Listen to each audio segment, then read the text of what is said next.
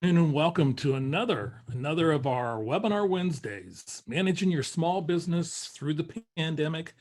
Webinar number 53. Number 53. Well, we started just a scant 365 days ago with webinar number 1 back on March 18th, and we've made it the whole 365 days, and we ended up with 53 webinars. So I don't know how that worked. I guess because we started with 1, maybe. So anyway, I'm Kelly Bearden. I'm your host, and I will be presenting today on a lot of the changes and the updates that we have with pandemic relief programs, part of the California State University Bakersfield School of Business and Public Administration, working out of our office downtown at 17th and 8th Street in downtown Bakersfield. So that's a little bit about the SBDC in Bakersfield. What about the entire region that we're part of? Many of you know that we're part of the Central California region that spans all the way from Kern up to Mono County, from the Pacific Ocean to the state of Nevada. In there, we do have a number of centers that are providing vital technical assistance services to pandemic impacted businesses throughout the entire Central California region. So in addition to our office in downtown Bakersfield, we have offices in in Clovis, in Merced, in Modesto, Salinas, covering both San Benedito and Monterey counties, and at San Luis Obispo. So if you have any needs for any services, any questions, please reach out to your local SBDC, and let's get going. So as you know, Webinar Wednesday is hosted by and presented and sponsored by a number of entities, and they've been pretty much here all year.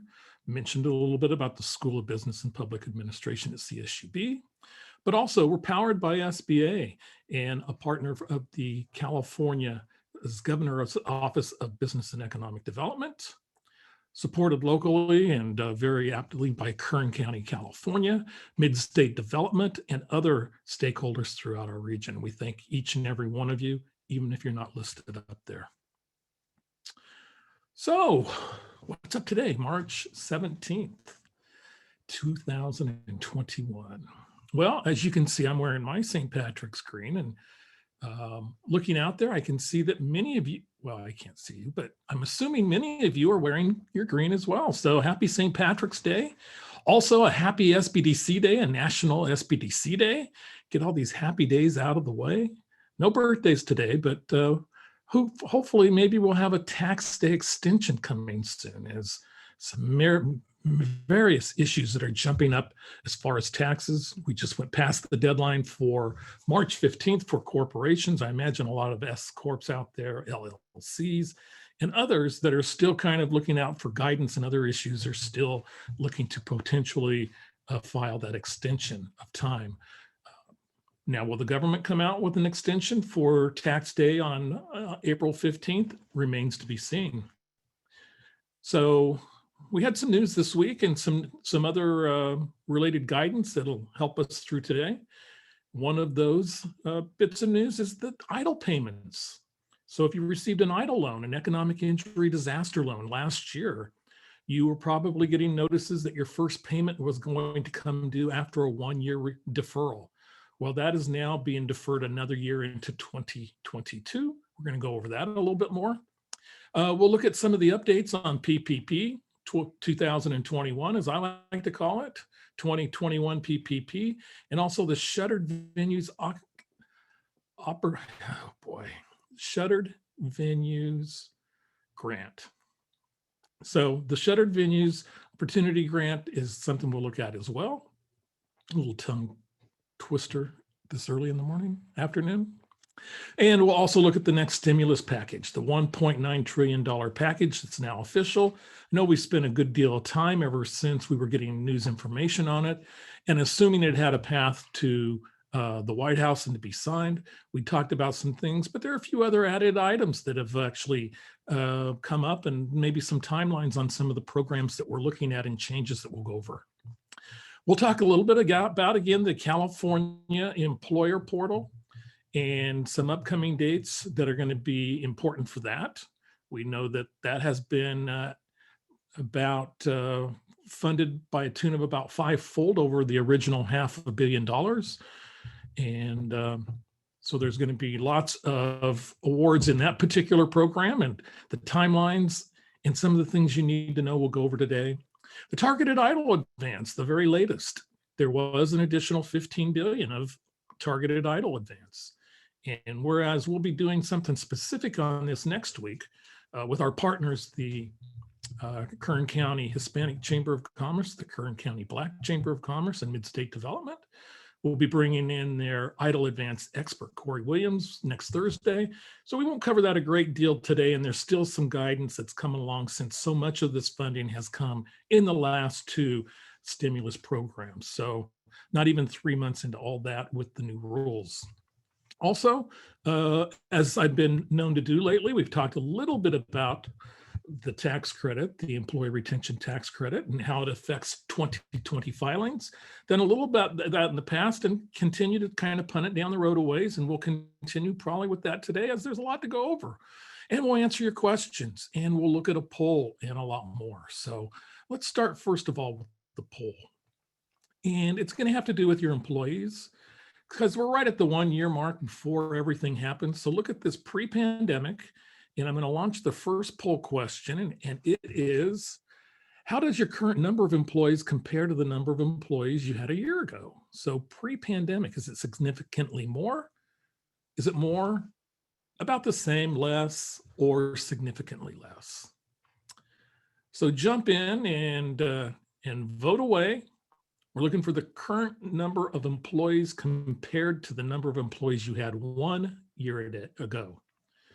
So that's significantly more, about the same, less, or significantly less.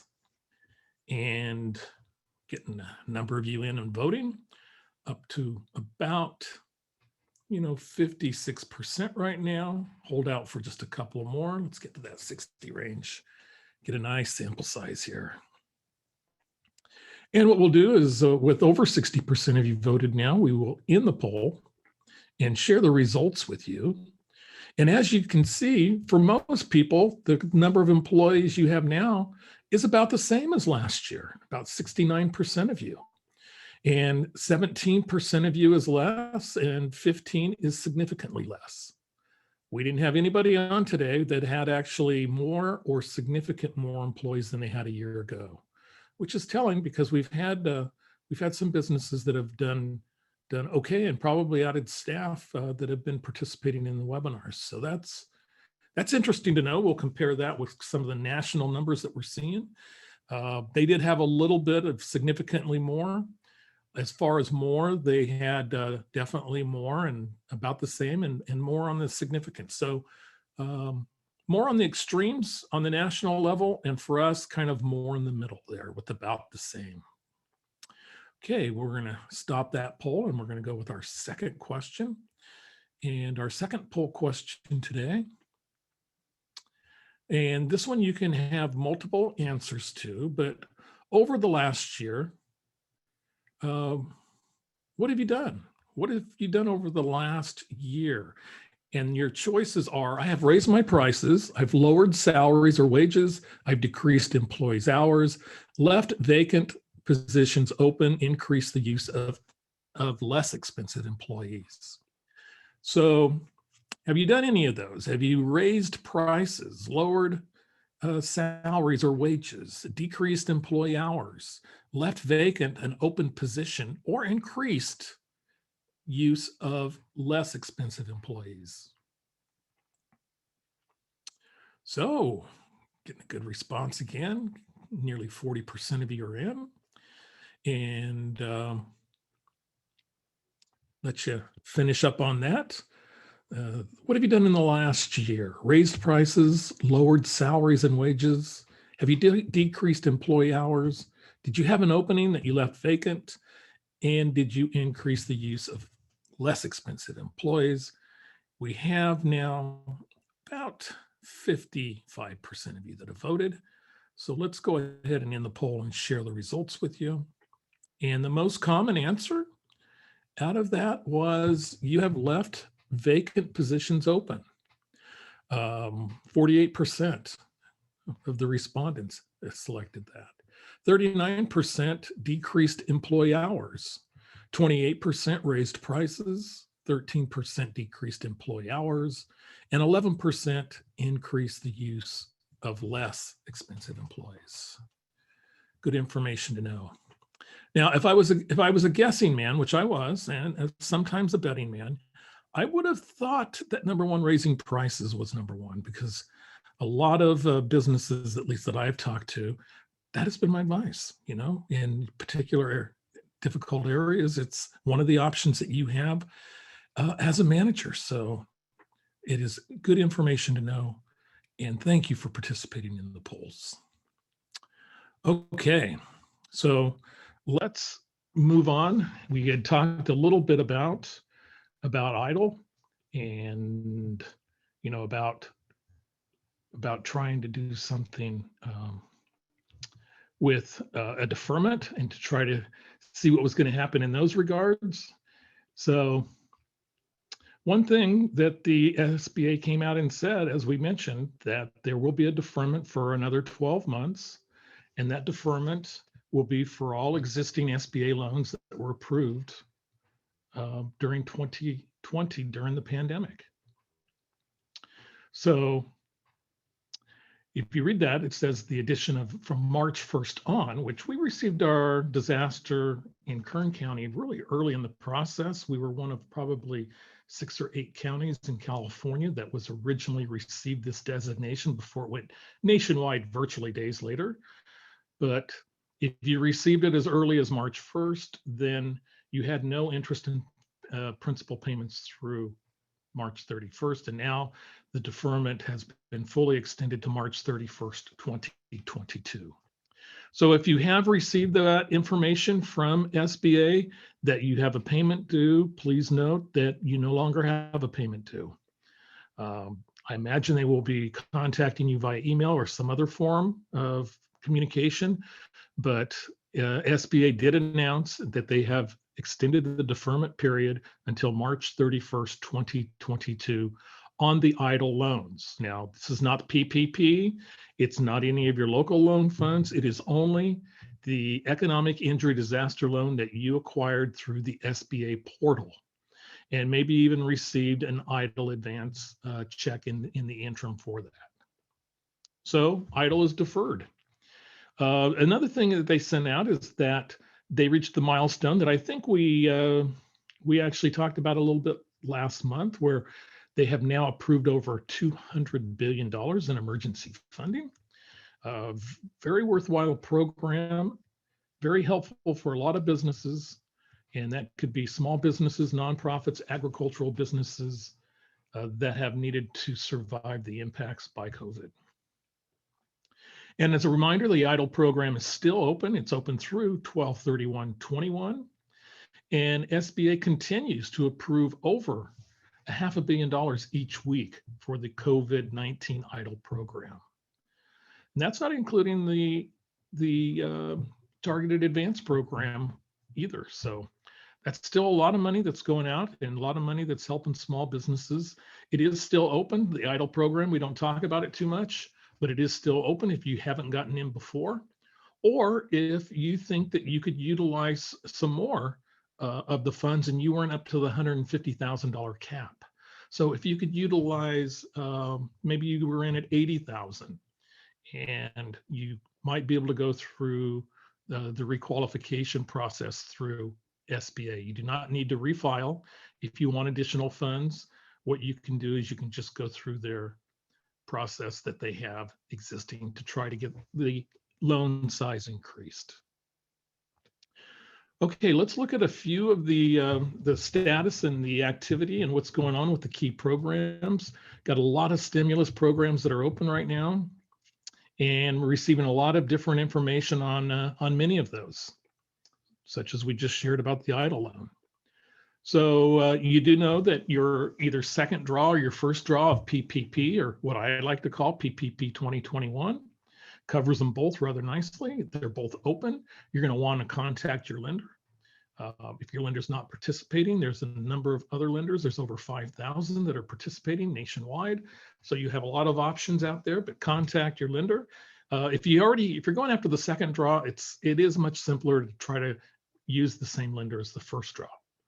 Not mandatory, but if you do run into an issue where you want to change lenders, you're able to do that.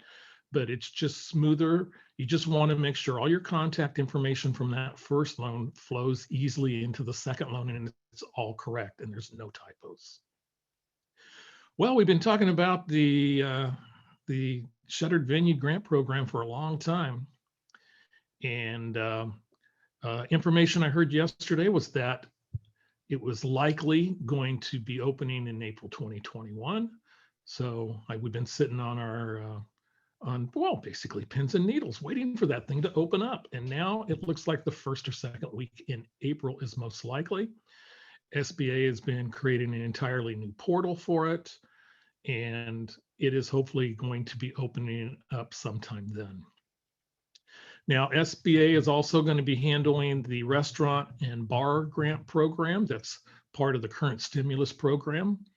There'll be a lot more of information on this lately, but there were a couple of tidbits that came out. And this one is that it's going to likely open. It'll use a similar portal as the Shuttered Venues, and it'll be likely opening 4/15 to 4/30. So likely a couple of weeks after was what I was told on the Shuttered Venues, which was the first or second week of April. So I just did the math.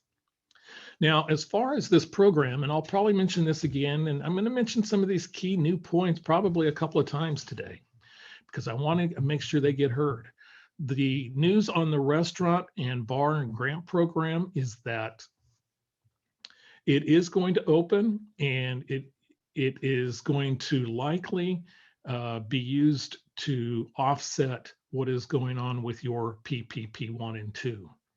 So if we looked at the restaurant bar and grant program, it takes essentially the difference between your 19 revenues and your 20 gross revenues. Those are gross, so it's actually your sales. And if it was 2.5 million in 2019 and 1.5 million in 2020, the difference is $1 million. Let's say you receive 600,000 in PPP. The size of that grant would be 400,000. This money is not expected to last a long time, whereas I think there's really been value placed on procrastination over the last year. Those that have procrastinated have seemed to have done a little bit better. This is probably a program that isn't going to work that way. The employee retention tax credit for 2020 is open. We're waiting for 2021 guidance. The EIDL loan program, as we mentioned, is open. The EIDL advance, you're looking for an email from SBA to see if you're in one of those targeted areas that we have shown on our map the last couple of weeks. So there is a map that's available. It was included in the last 2 weeks of resources that we sent you in our follow-up email after last week's webinar and the previous week. So that map actually will show you exactly if you are going to receive EIDL advance money up to $10,000 if you haven't received the full $10,000 yet. The City of Bakersfield Restart Loan to Grant Program, which opened on Monday, is off to a good start. Heard from Access Plus Capital, who is actually the loan and website you want to go to apply for that loan. It's up to $50,000 based on $2,500 per employee. PPP forgiveness, part of that procrastination windfall, if you might say. We still need some guidance for some, particularly a lot of the non-sole proprietor type entities. So PPP forgiveness, I think it was for mostly those filings that were due on March 15th, being a corporate income tax, your S Corp, if you file an S Corp, if you file an entity of LLC or others. The guidance is still really kind of necessary to complete some of those, at least from what I've been hearing. So that's still out there. We still have unemployment open for contractors and has been extended now till September. Okay, so here's some of our PPP information, and we're going to do a little deeper dive into the PPP data because we haven't done that in a long time. But just some of the raw numbers are we're up to about $181 billion of the $284 billion that is currently allowed, kind of the pool that we have.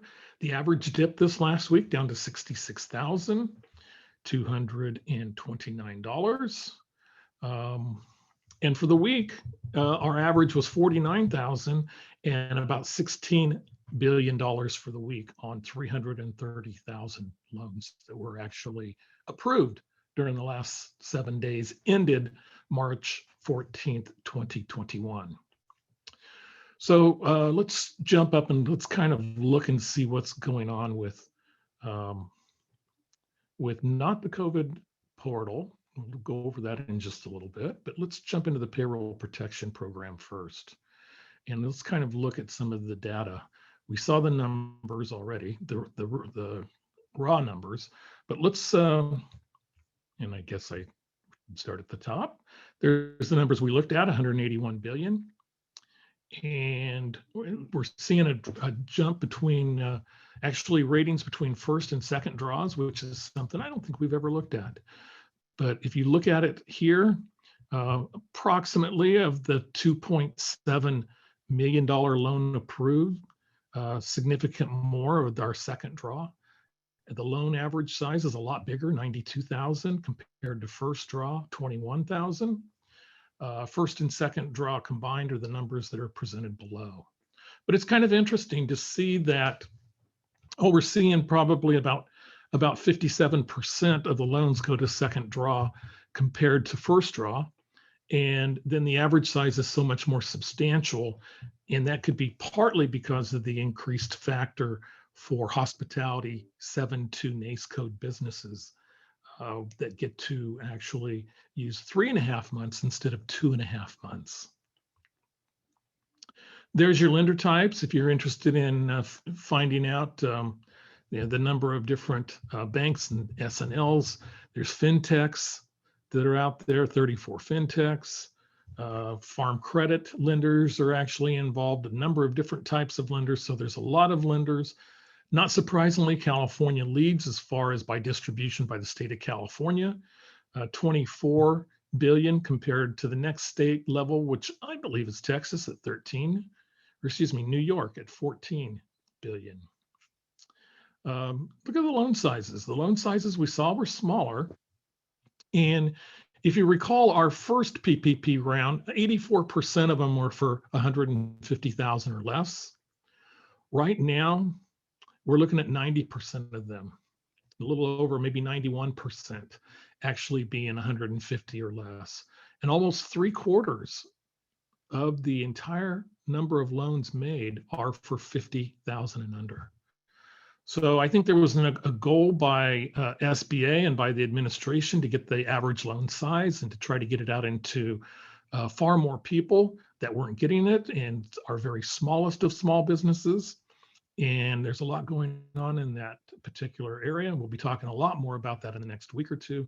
In addition to today, there are your lenders, but let's get to the industry. I think this is fascinating because number 2 now is construction.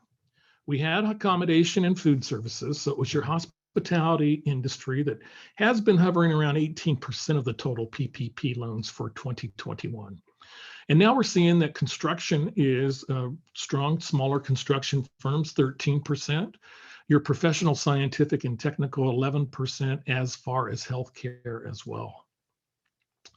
So that's a little bit as far as what's going on with the numbers with PPP.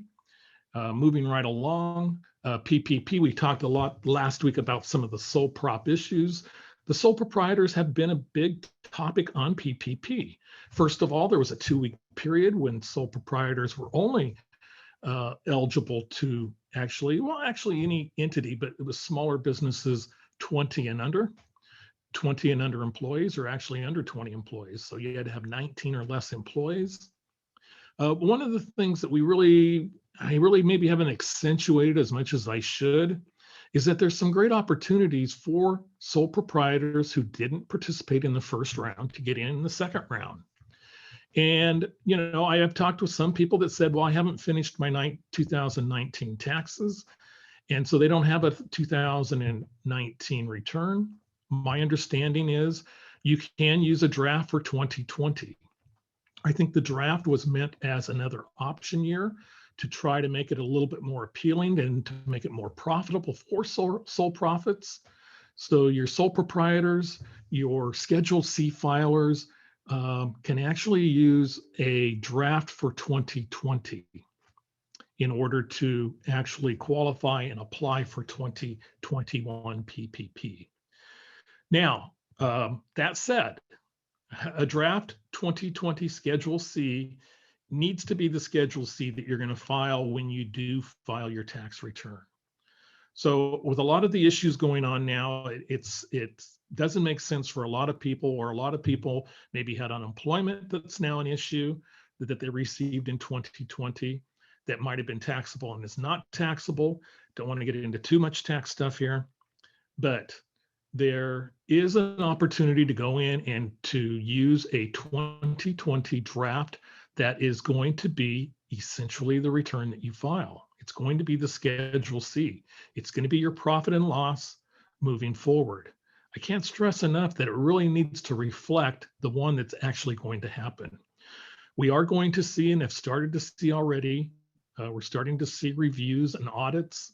I want to make available our spreadsheet again and let you actually be able to go through our spreadsheet and use it to track multiple, not only the PPP, but you can track multiple programs with it. If we get time, maybe we'll pull that up a little bit later, but if you have an idle in a PPP, maybe you had a current recovers, you got to make sure you keep all of those funds that you're claiming separate. They cannot be used to commingle, but you can also use a draft 2020 Schedule C. And as we knew, as we are learning, you know, the program was or is scheduled to expire in 14 days.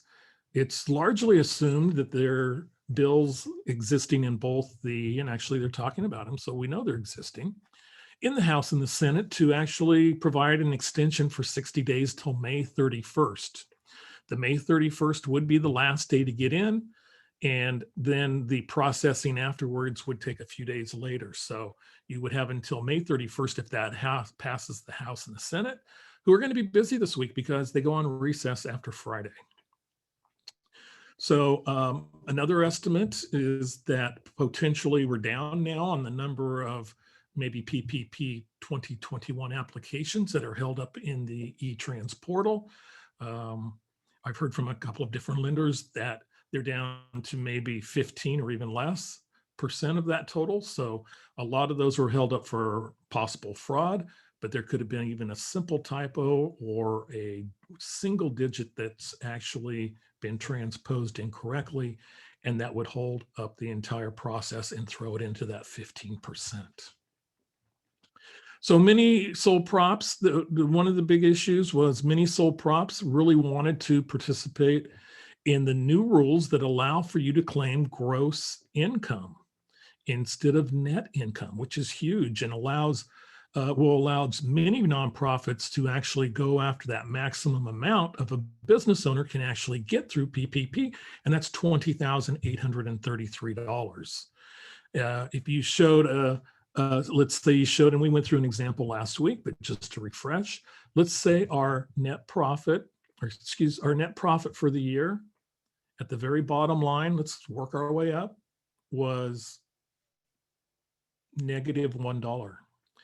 So if we went up and all of our operating expenses were 100,000, but yet our gross profit was $100,001, it's that gross profit that can be used, even though you offset that to a large extent or maybe totally by operating expenses. And there it is right there, the difference between line 7 and line 31 if you have no employees.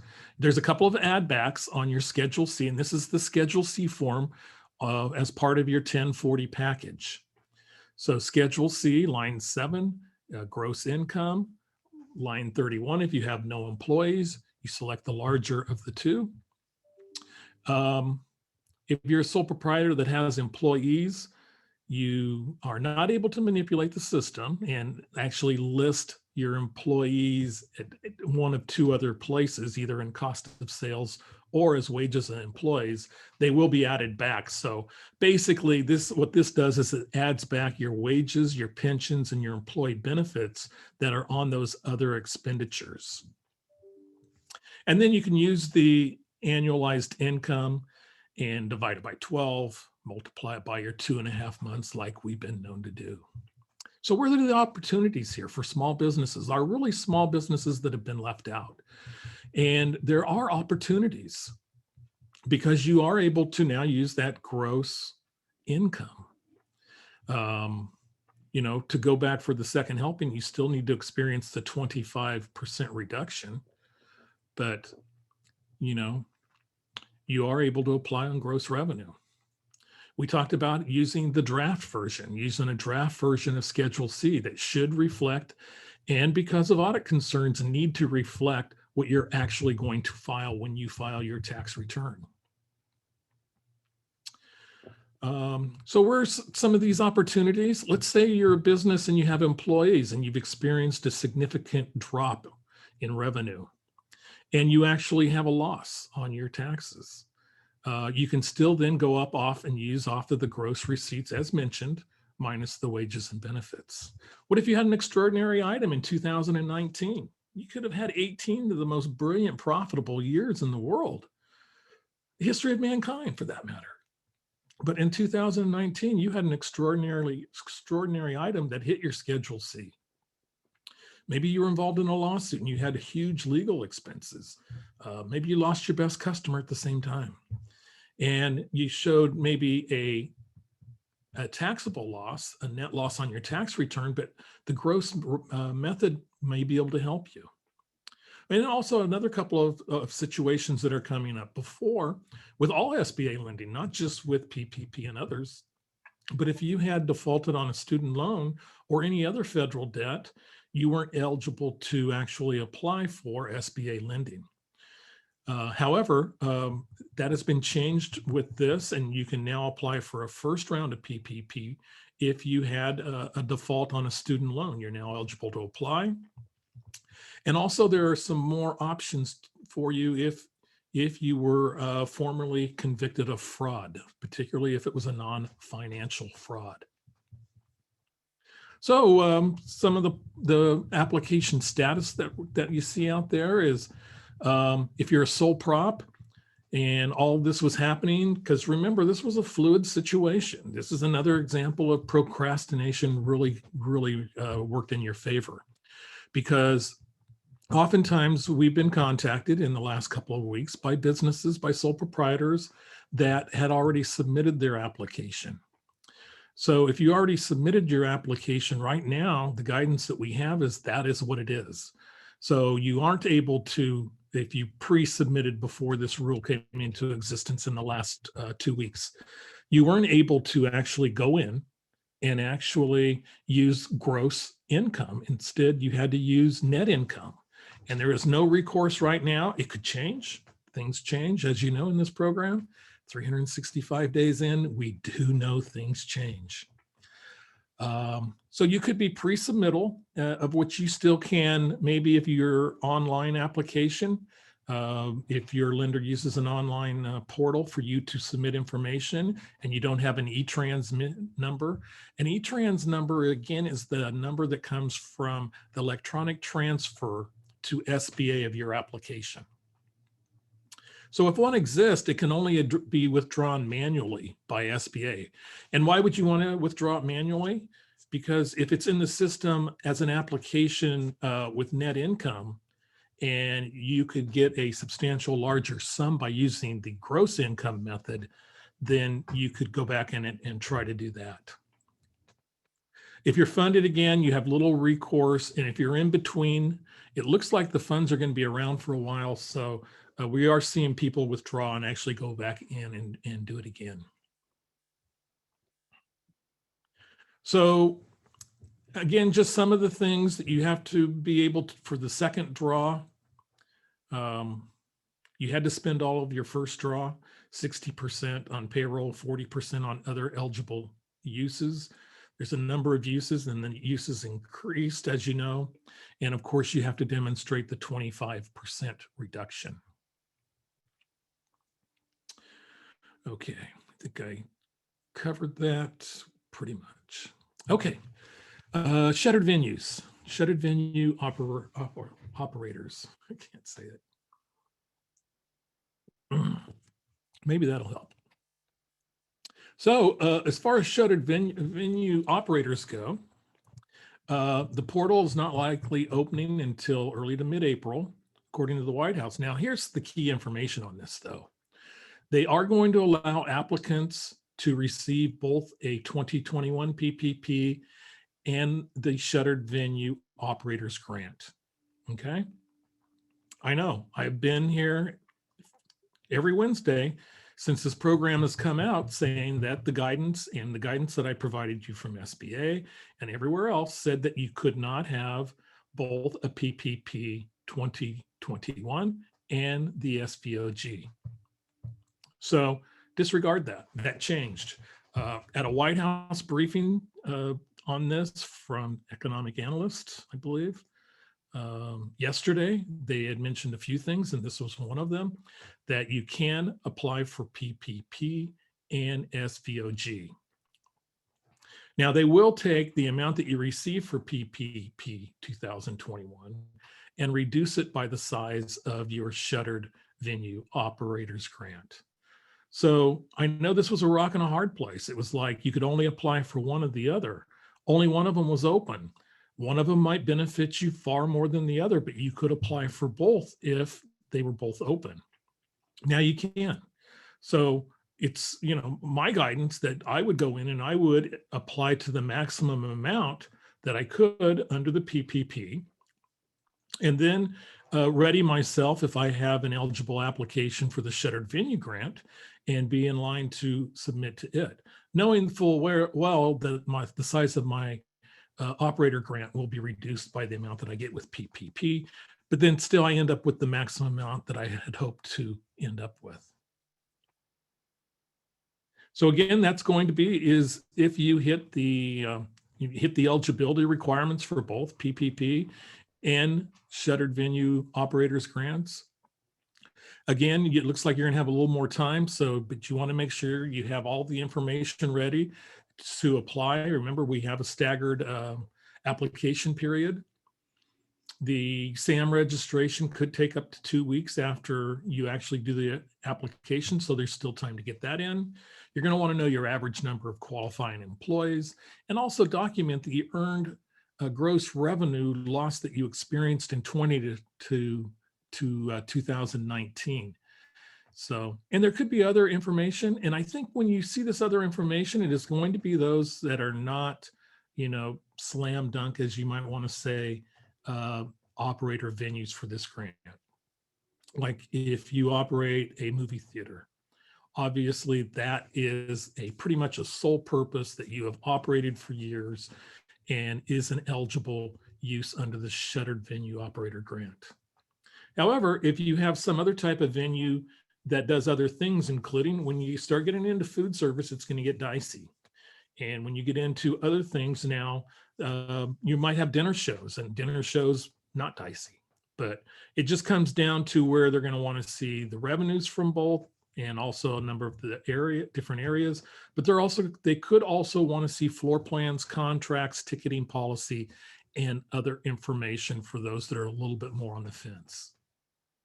Again, first 14 days suffered a 90% loss and then staggers down to these other groups. And so let's talk a little bit about the American Rescue Plan Act, which we'll probably start calling the ARP plan, not AARP, but the ARP Act. As far as the acronym goes, you know, we got to have our acronyms. Pretty much held true in most of this. I think the amount for restaurants went up to about 28 billion. For the EIDL advance payments, still 15. A little bit more for Shuttered Venues and the Navigator program, so not much changes there. And my slide's missing, but let's talk a little bit about the restaurant grant. And I think I've missorted this slide. So there's the restaurant and bar grant, and other uses, and so there's eligibility requirements for that, of course.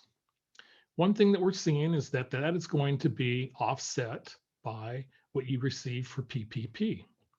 Covered that a little earlier. But do remember that is going to be offset the size of your grant award by what you've received for PPP and PPP1 or 2, all your PPPs. So just a little bit there. Getting into now the California Relief Grant Program. There was the 4-fold increase from $50 million now to over $2 billion for grants to 25,000. There's a phase coming up that actually allocates 50 million of this total for nonprofit cultural institutions.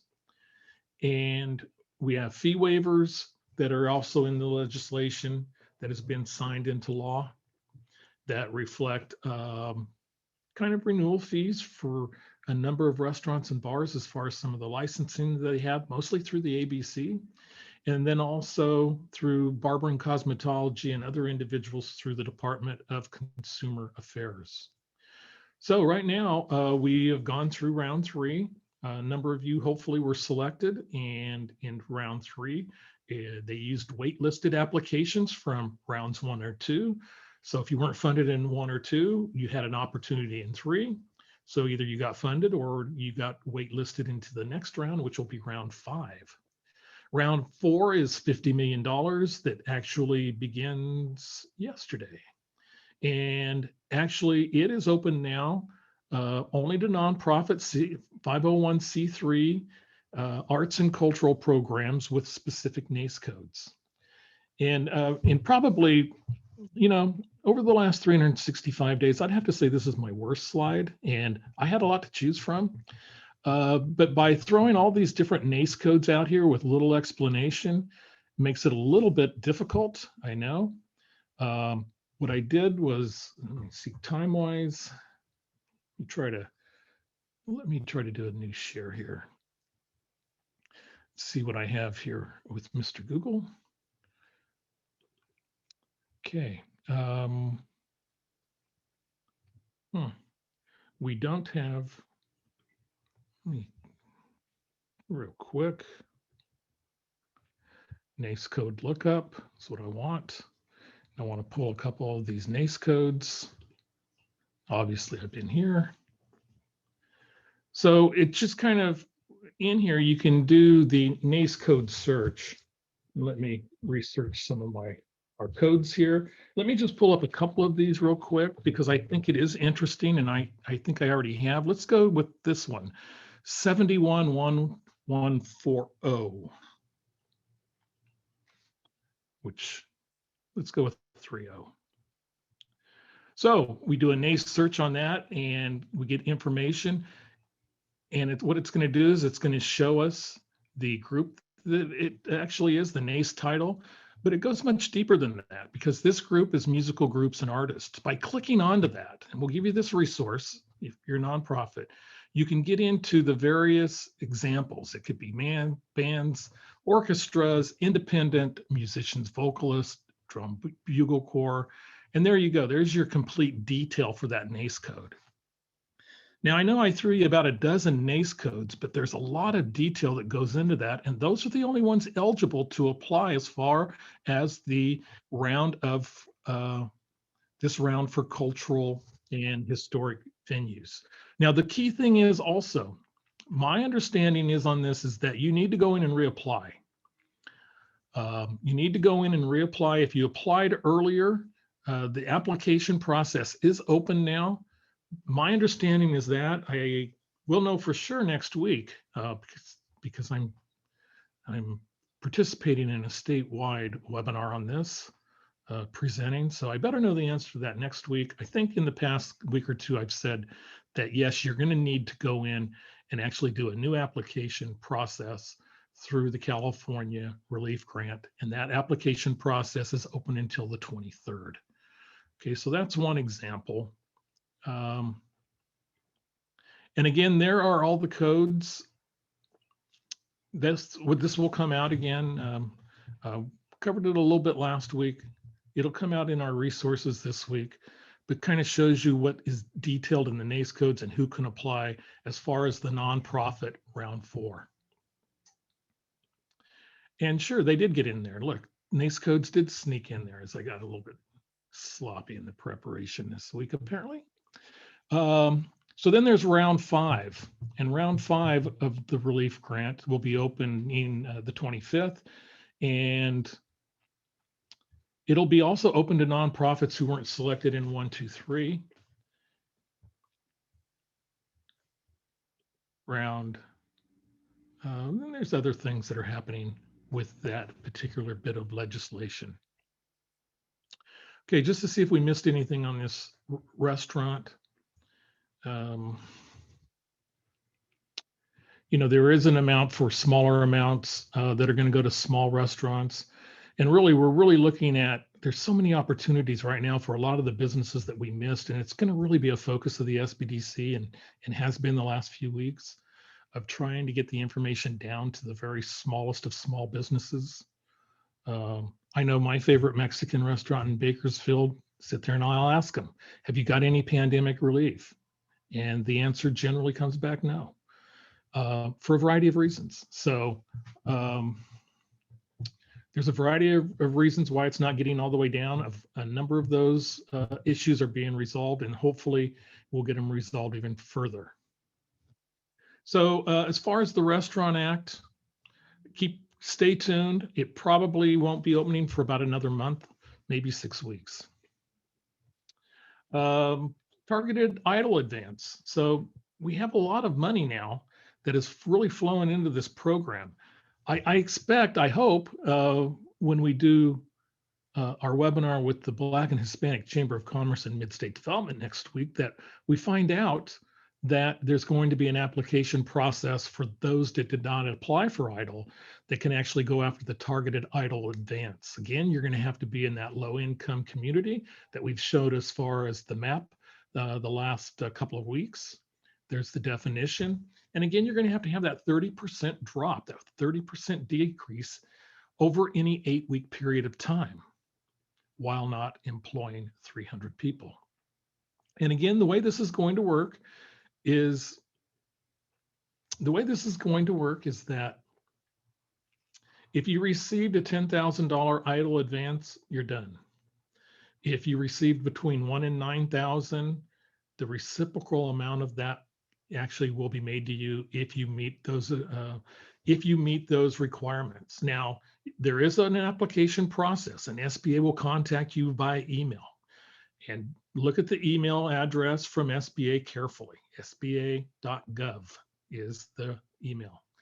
And that is how you will be contacted, at least initially. We'll see if things change and if there's another open period.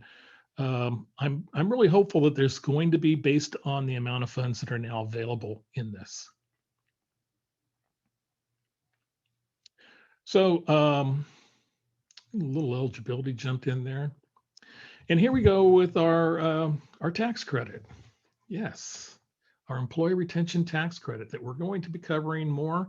But just remember that for 2020, the guidelines are now out.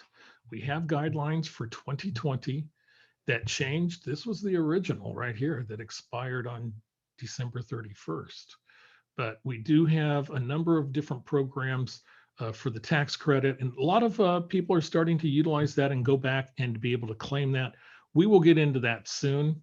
There's some of the vaccine information that we haven't really jumped into too much. We didn't talk much either, about some of the things that are kind of happening here.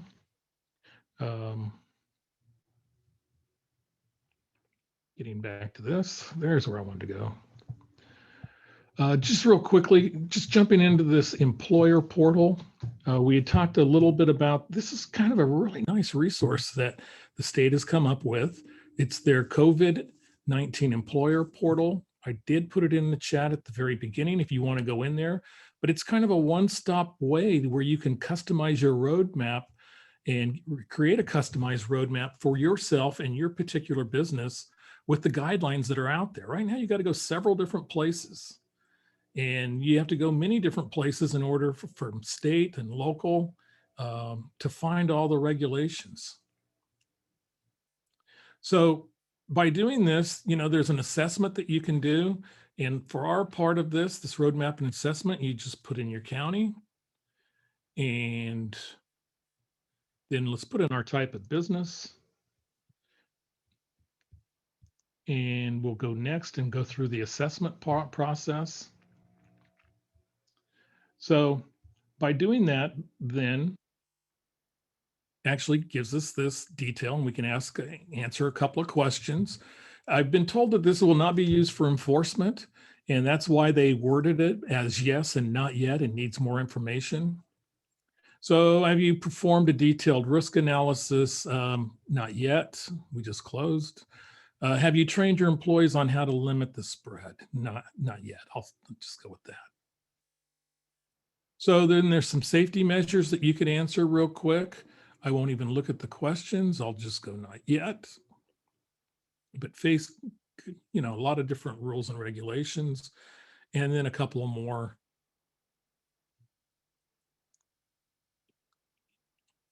And too many more. Gee, the first time I did this, I did it and was through. And when I did it the first time, I did get kind of a different view on that, but that's, I guess, the way it works. So anyway, a nice resource. If you have some time, if you have some questions, I think it's a good tool to jump in and go look at. It's kind of associated with this thing, our blueprint for a safer economy, of which now 90% of the residents in California, except for Inyo County, Kern County, and also our San Joaquin Valley. So a little disappointed. We had really good numbers. Our numbers continue to go good toward reopening. Was expecting to see red for Kern County. Didn't see it. Hopefully we might get an update over the weekend, because there was some lifting over the weekend for a number of counties last week. And just the way the trend has been going and the way the numbers represent, hopefully we can get into the red and then soon into the orange. Okay. Guess that's gonna about do it. There's vaccines program next week. It's time for questions and answers. Let's hit the question and answer box. So I will look first into chat, but if you have a question, go to the question and answer box. And yes, it's a very glorious and happy National SBDC Day. If we had a color, I'd have wore that instead of green today. That's how strong I feel about that. A comment about rising prices. Let's see what else. Maybe not so good since most folks lost income. Well, yeah, it's a tough situation. And so now let's go to the questions and answers. And of course, as always, questions and answers. Okay. Question number one, are EIDL loans forgivable? EIDL loans are not forgivable. EIDL loans are a loan. However, they come with very favorable terms, 30 years, 3.75%. Now, EIDL Advance, the EIDL Advance program is a grant program. So it is basically a forgivable loan. So you have two things to look at there. You have the EIDL Advance, which you do not repay if you qualify and you're in an eligible area or you already received one. But the EIDL loans are a 30-year loan that now is deferred through March 31st, 2022.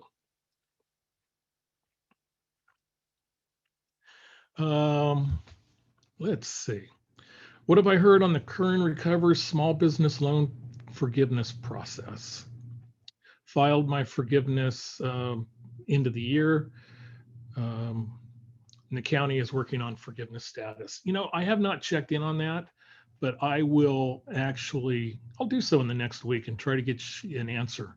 I know I know many borrowers that actually have already gone through the process.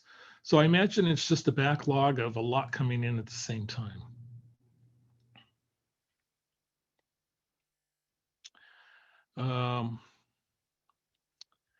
Question on if it is worth it for the California Relief Grant.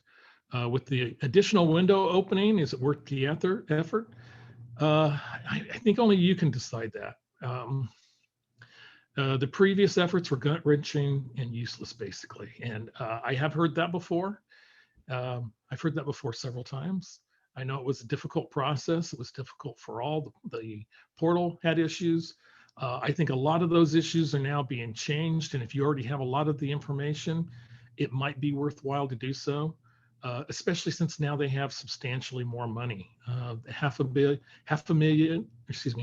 before compared to 2 billion right now. So I'm going to let you make that call. For some, it will be, and for others, it won't. For new PPP loans for independent contractors, is the repayment still 2 years at 15? Okay, in PPP loans for independent contractors, repayment terms would be, yes, 2 years at 1% is what you were going for. I got that. 5, yeah, percentage. So yes, if it is not forgiven, but for independent contractors, it almost is exclusively for wages and salary for themselves. The PPP is the Paycheck Protection Program. And for independent contractors, it was to compensate contractors for their lost income, even though they're self-employed during that time. So whereas the repayment terms are still 2 years at 1%, unless your bank extends it to 5 years, or if it was a loan made after June 5th, it was already 5 years. So there's a great chance you should have it 100% forgiven. And also, here's one: my bank closed in town where I received received a PPP loan last year. To apply, do I need to go through another branch? You could actually, there's 5,000 lenders. So you could actually use, there's a lot of people that use online lenders. I believe you're located outside of Kern County based on this question. So what I would do is a couple of things. I would see who's doing loans in your particular community. I would look also at doing something through their branch, another branch. Since they already have your information, I'd probably contact your existing lender, see if they want to help you. And if not, there's plenty of people out there that will. Okay, received PPP2 near the end of February 2021. At that time, our employees were still furloughed, 40% at least or more. So the question comes down to, do we need to change employee furlough to 25% a week to qualify for PPP2 loan forgiveness? There's not a lot out on forgiveness for the second round. So the PPP 2021 loan, the second helping. One thing that makes me feel that it's not going to go the same as the first is that if you were a borrower 150,000 and less, then you were able to obtain the loan without providing any sales information other than listing your quarterly income. You didn't need to produce a profit and loss statement, a tax return, or anything else. Now, if you recall, when we got forgiveness for under 150, basically you were able to sign. So it certified that information is correct.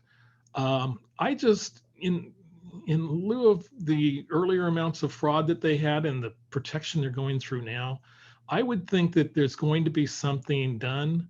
But we also have the two safe harbors that you need to be aware of, if you recall.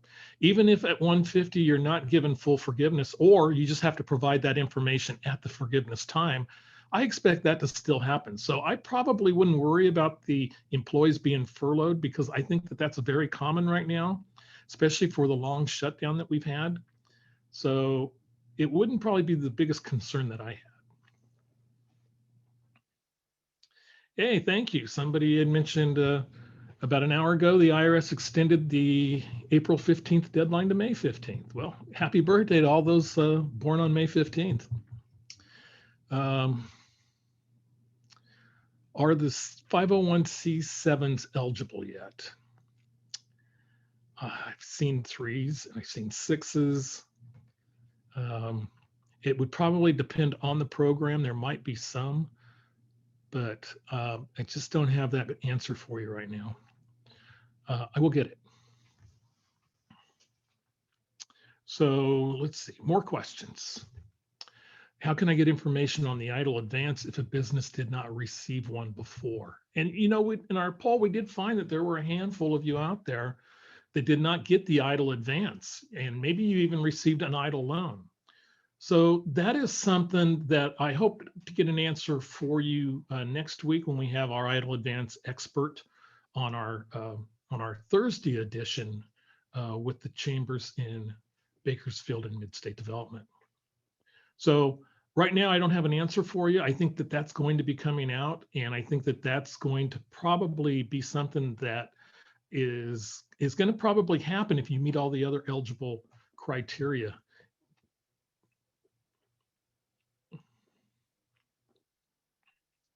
Did I say that PUA unemployment benefits are now not taxable?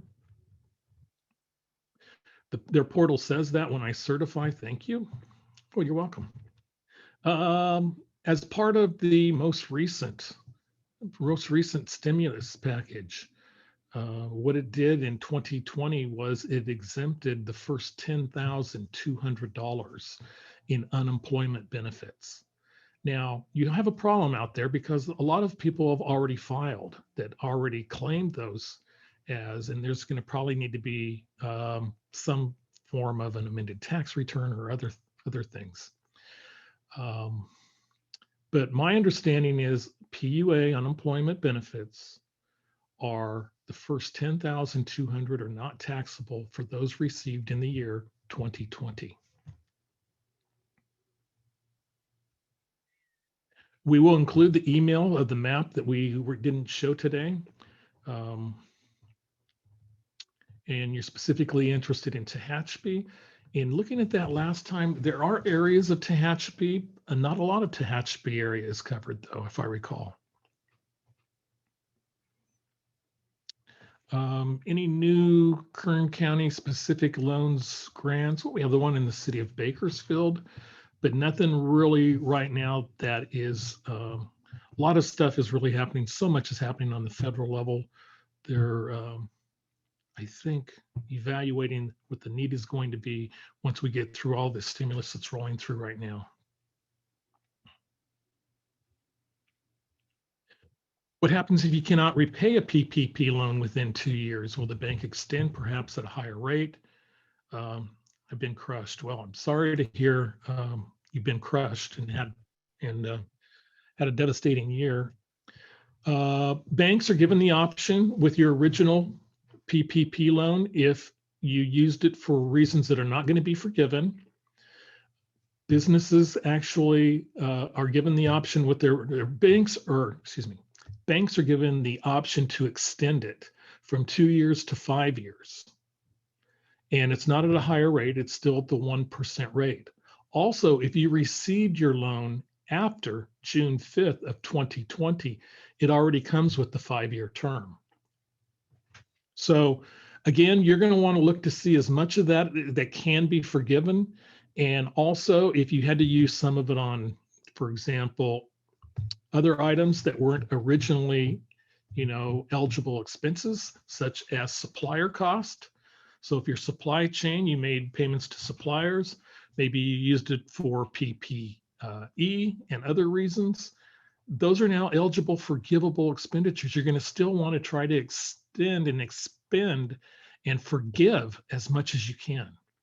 And that forgiveness process would allow you to do that. What would you recommend for a 501c without employees that is 100% volunteer that lost 80,000 in fundraising? Boy, I don't have a good list for you right now. And I mentioned this to another individual who asked me very tough questions a lot. And, you know, it's really tough because with a sole proprietor, you know, you can replace that income of the owner, but you really can't replace, from what I can find, is the cash flow for a nonprofit. And if you're 100% volunteer based, you have zero payroll, which really takes the payroll protection program out. You know, I'm going to try to address this in more detail next week and try to see what maybe is out there for this situation, because now I've heard it 3 times in the last 10 days. Okay, well, no more questions to be found. And why that wants to share, I don't know, but no more questions. It's time to get on down the highway. Looking forward to next week as we continue to look at a lot of the options that are available for our smaller businesses out there, our smaller small businesses, which is really turning into a really nice area. We're going to have our special guest is going to be Morgan Clayton, and he is the president, founder, and CEO of Teltech Security Systems, which is a regional security business. He's done a rather fascinating study, and he's done a fascinating bit of work on some of the areas that are not accessing PPP, and we're going to bring him on and we're going to talk about that next week. Really looking forward to it. Local businessman, community leader, and should be a great discussion next week about what's happening in some of our lower to income, moderate communities. So that's it for this week. Kelly Bearden, celebrating 365 days, SBDC Day, and St. Patrick's Day all at once. We'll be back next week for number 54. Have a great week and take care now. Bye-bye, everybody.